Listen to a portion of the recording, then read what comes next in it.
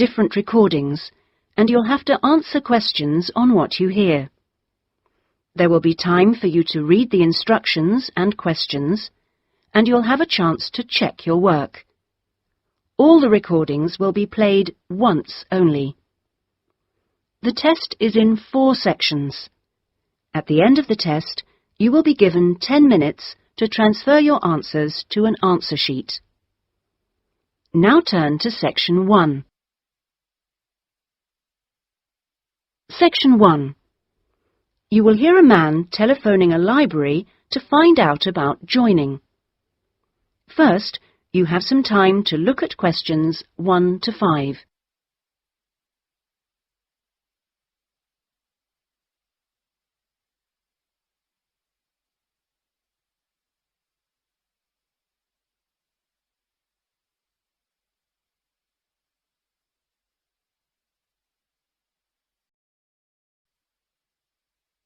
Now we shall begin. You should answer the questions as you listen, because you will not hear the recording a second time. Listen carefully and answer questions 1 to 5. Good morning, North College Library. How can I help you? I was wondering if it was possible to join the library. Are you a student at North College? No, I'm not, but someone told me it was possible to join even if I wasn't. That's right, it is. Are you over 18? That's our minimum joining age. Yes, I am. That's no problem then. Could you tell me what I have to do to join? Well, you'll need to come into the library and fill out some forms. You'll also need to bring 2 passport photos with you. We also need 2 documents for ID, so a driving license would be fine. I've got that. And what else? A credit card? No, it needs to have your address on it. Shall I bring a bank statement? Would that do? That'll be fine. Good. Does it cost anything to join? Well, it's free for students here, but otherwise it's £125 per year, or £25 if you've got a current student card from another college. I was at Westerly College until last year, but now I've got a job at Jefferson Steel Factory. It's more expensive than I thought. My local library is free. But you'll find they don't have the range of reference books or facilities which we buy for our students. That's why you have to pay to be an external member. I see. How many books can I borrow? We allow 12 items borrowed at any one time if you're a student, and that includes CDs, DVDs and videos. However, it's only 8 items for members of the public. Fine. And how long can I have them for? Well, you can have both fiction and reference books for 4 weeks, which isn't bad, really. And what happens if I return them late? Like all libraries, there's a fine system in place. The minimum fine is £1.50, but it can be much higher for some items, up to £5 per week. We'll give you a booklet with all the details when you join.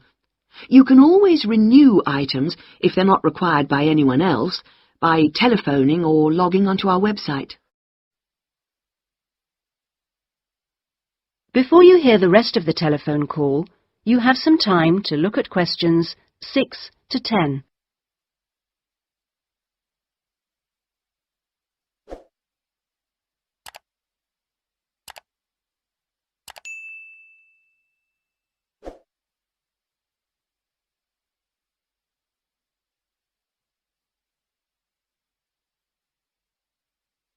Now listen and answer questions 6 to 10. What about the computers? Can I use them free of charge? For college students it's free, but for external members like yourself, the first hour is free, and then we make a nominal charge of £1 per hour thereafter. Do I have to book in advance for them? Oh, yes, it's advisable. Most people tend to book 24 hours in advance, although sometimes you can get one with only 6 hours' notice.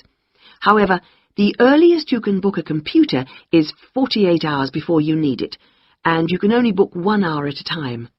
If no one else has booked the computer out, then you may be able to have another hour if you want. We have a wide range of databases, so the computers are in great demand. I'm thinking of doing some writing, and I might need to access national newspapers. Do you have them on these databases? We do indeed. We've got all the big nationals, The Guardian and The Observer, The Independent, and The Times and Sunday Times. We've also got all the local papers and a wide selection of magazines. Excellent. I assume you have photocopying facilities? Of course. 5p a sheet for both A4 and A3 black and white copies, and 40p a sheet for colour. You can get a card from the counter here. It doesn't take coins. Okay. Oh, by the way, another thing I was wondering about was if you ran any writing classes through the library. We do, but you'll have to speak to John Grantingham about that. He's our resident author. He runs the creative writing classes. John Grant... could you spell that for me, please? Certainly. Grantingham.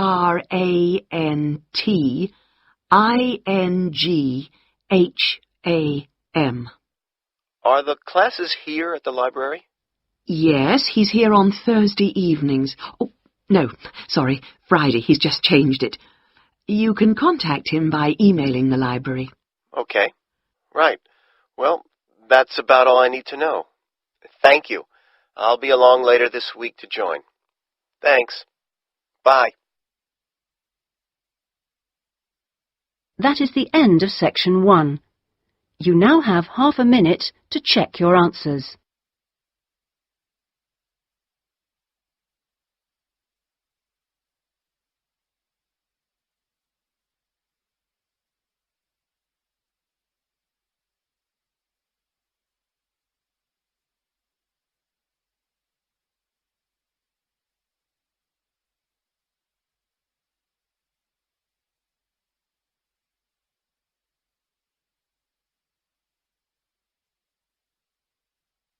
Now turn to section 2.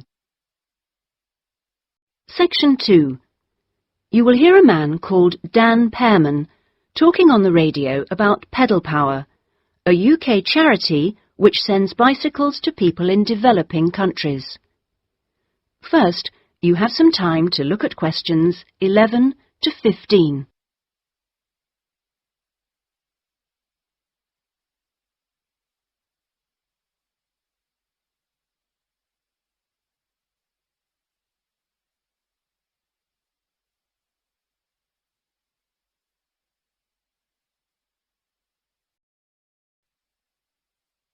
Now listen carefully and answer questions 11 to 15. My name's Dan Pearman, and I'd like to talk about the work of Pedal Power, a small charity based mainly in the UK. I'll be giving our contact details at the end, if anyone would like to find out more about how to support us. But first, how the charity began. I got the idea of exporting bicycles to developing countries while I was in Ecuador. I went there in 1993, just after graduating from university. After 3 years of studying, I wanted adventure. I loved travelling, so I decided to join a voluntary organisation and was sent to Ecuador to carry out land surveys. The project came to an end after 5 years, and when I returned to the UK in 1998, I started planning Pedal Power. Where I lived in Ecuador was a very rural area. My neighbour had the only bicycle in the village, whereas everyone else walked everywhere. My neighbour's business was unusually successful, and for years I couldn't understand why. Then I realised having a bike meant he could get where he wanted to go without much trouble. Other local carpenters could only accept jobs in a 3-kilometre radius, so no matter how skilled they were, they could never do as many jobs as my neighbour. At Pedal Power, we collect second-hand bikes in the UK and send them to some of the poorest regions in the world. When we distribute bikes overseas, we don't give them away for free. We'd like to, but long-term that doesn't really help the local economy. The demand for bikes is enormous, which makes them very expensive locally. So we sell them for 5% of the normal price. But in order to continue operating, we need to have a constant supply of bikes which we send out every 6 months. One example of a town that's received bicycles from Pedal Power is Rivas. It was the first place I sent a full container of bicycles to. Most people there now own a bicycle. The local economy has developed so much you wouldn't recognize it as the same place.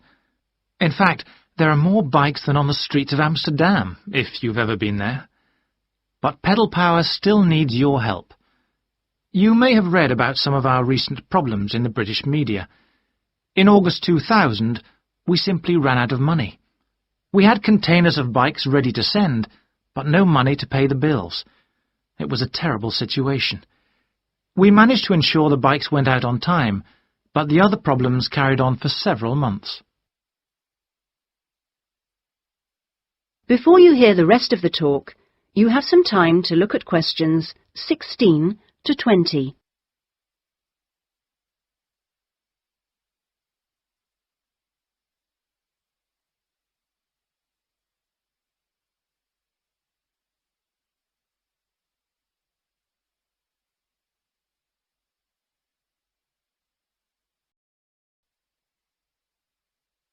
Now listen and answer questions 16 to 20.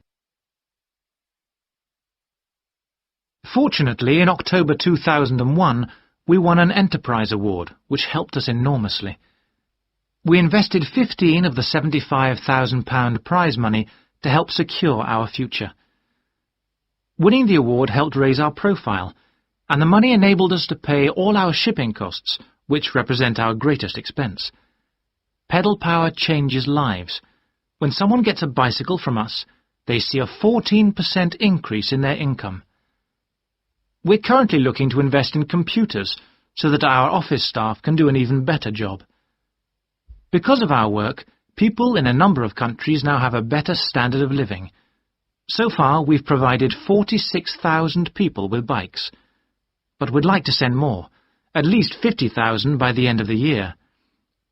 Now, there are many ways in which you can support the work of Pedal Power, not just by taking a bike to a collection in your area. I should also like to say, if you do have a bike to donate, it doesn't matter what condition it's in. If we can't repair it, we'll strip it down for spare parts. Of course, to do that we always need tools, which are expensive to buy, so we welcome any that you can give. Also, you could help by contacting the voluntary staff at our offices.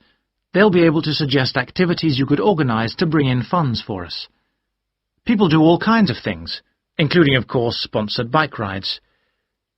Also, we're always interested to hear of other places that would benefit from receiving a consignment of bikes, and welcome suggestions from people who've been to developing regions on their travels. We hope that by talking on radio programmes like this, we will be able to raise public awareness, which will lead to government organisations also giving us regular financial support, something that we really need. If you'd like some more information about where to donate an old bicycle or offer help in other ways, please contact us on 019. That is the end of section 2. You now have half a minute to check your answers.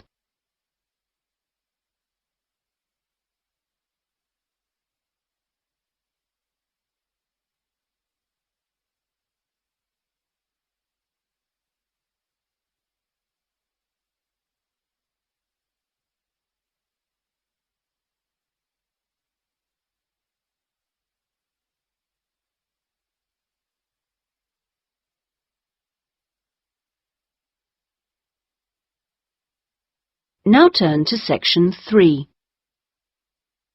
Section 3. You will hear a discussion between a college tutor and two students, Christina and Ibrahim. First, you have some time to look at questions 21 to 26.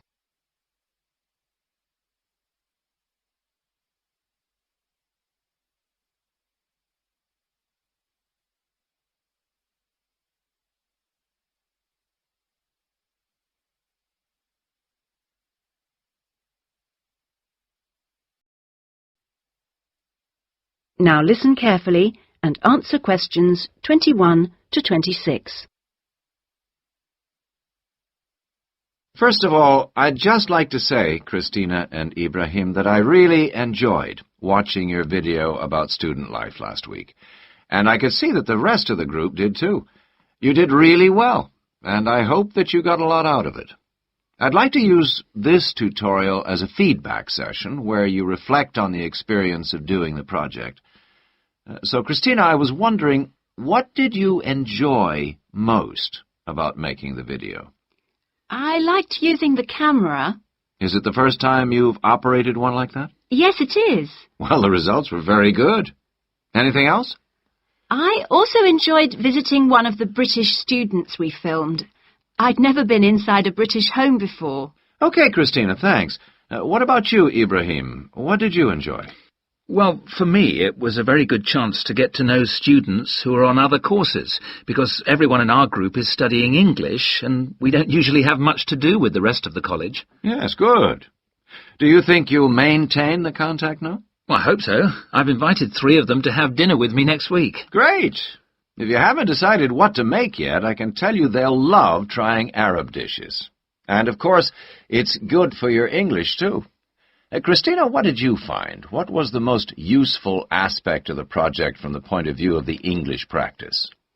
I think when we were being shown how to edit the film, we had to follow the instructions, and that was very good practice for me. And I also learned some technical words that I hadn't heard before. What about you, Ibrahim? What was the most useful for your English? It was listening to the British students, because they don't speak as slowly as most of the tutors on our course. I think they speak at natural speed, so it forces me to get used to it. And they use a lot of slang. So you learned some new words which will be useful? Yes. Good. I'm glad it helped. Well, we've talked a little bit about enjoyment and about language practice. Were there any other benefits? What else did you feel you'd learned from the project? Was it useful in other ways? Yes, well, firstly, I learned how to use a video camera, and also I think I really learned a lot about working together with other people. I've never done anything with a group before, and we had to find ways of cooperating, and compromising, and sometimes persuading people when they don't agree with you. Yes, that is a very useful experience, I know. Before you hear the rest of the discussion, you have some time to look at questions 27 to 30.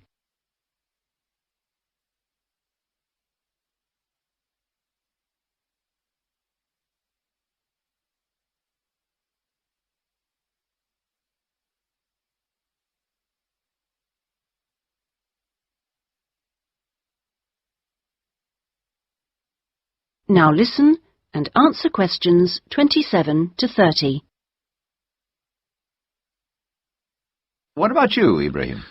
Well, I think I learnt a lot about how important editing is. When you're filming, you think that everything's going to be interesting, but in fact we cut around half of it in the end, and then it was much better. Good. Well, one last thing I'd like to ask. What mistakes do you think you, as a group, that is, made? I mean, to put it another way, if you had to do it all over again, is there anything you'd do differently? We didn't plan very well. For example, we didn't decide on dates when we'd complete each separate step of the project, and we should have agreed about that in the beginning, because we were always late with everything. Right. Anything else? I think we should have tried to experiment more with the camera. I mean, with angles and the focus and that kind of thing. So you should have been more ambitious. Do you agree, Ibrahim? Not really. In fact, I think we were too ambitious. We were inexperienced, and we didn't have a lot of time, and we tried to do too much, to make a long film. Next time I would make a shorter one and try to get the quality better. Well, that's very interesting. Next semester we will be doing another video project with a different content, of course, but you'll have an opportunity to put into practice what you've learned this time. Now, do you have any ideas about a different... That is the end of section 3. You now have half a minute to check your answers.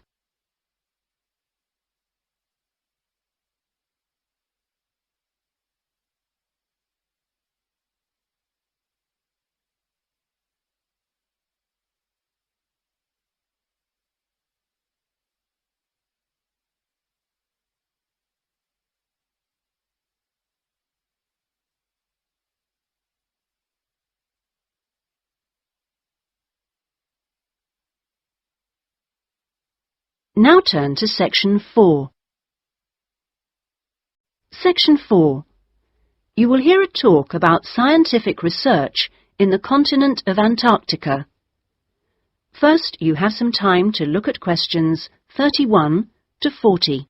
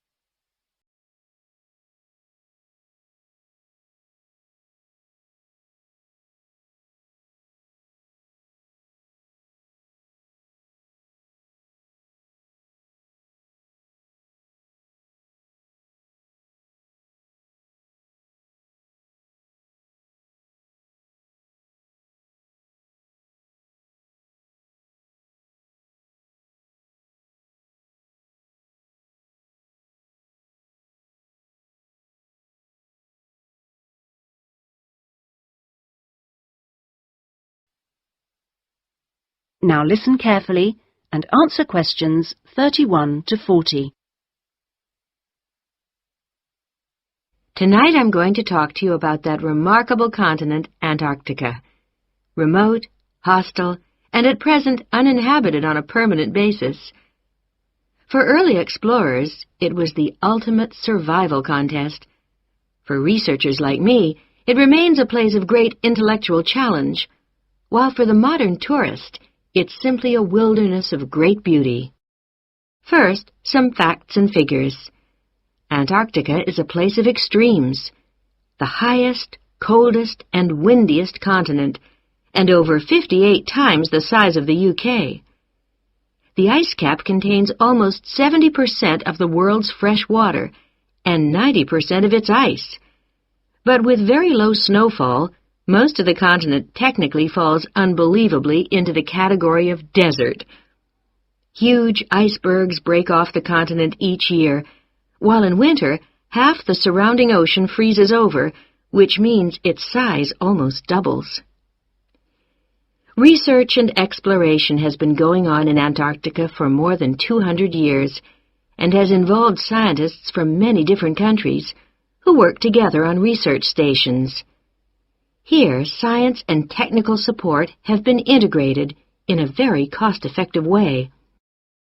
Our Antarctic research program has several summers-only stations and 2 all-year-round ones. I was based on one of the all-year-round ones. The research stations are really self-contained communities of about 20 people. There's living and working space, a kitchen with a huge food store, a small hospital, and a well-equipped gym to ensure everyone keeps fit in their spare time. The station generates its own electricity and communicates with the outside world using a satellite link. Our station, 01, had some special features. It wasn't built on land, but on an ice shelf, hundreds of meters thick. Supplies were brought to us on large sledges from a ship 15 kilometers away at the ice edge. Living in the Antarctic hasn't always been so comfortable.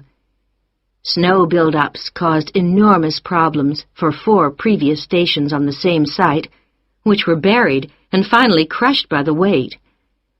Fortunately, no one was hurt, but these buildings became a huge challenge to architects, who finally came up with a remarkable solution. The buildings are placed on platforms, which can be raised above the changing snow level on legs which are extendable.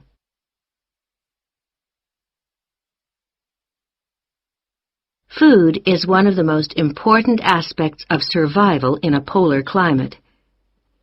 People living there need to obtain a lot more energy from their food, both to keep warm and to undertake heavy physical work. Maybe you know that an adult in the UK will probably need about 1,700 kilocalories a day on average. Someone in Antarctica will need about 3,500, just over double. This energy is provided by foods which are high in carbohydrate and fat. Rations for fieldwork present an additional problem. They need to provide maximum energy, but they must also be compact and light for easy transport. Special boxes are prepared, each containing enough food for one person for 20 days. You may be familiar with coffee processed by freeze-drying, which preserves the quality of the food product while making a large saving in weight. Well, this type of presentation is ideal in our situation. It wasn't available to earlier polar explorers whose diet was commonly insufficient for their health. I think that being at the cutting edge of science has a special appeal for everyone working in Antarctica, in whatever capacity. As a marine biologist, my own research was fascinating, but it's perhaps climate change research that is the most crucial field of study. Within this general field, surveying changes in the volume and stability of the ice cap is vital, since these may have profound effects on world sea levels and on ocean currents.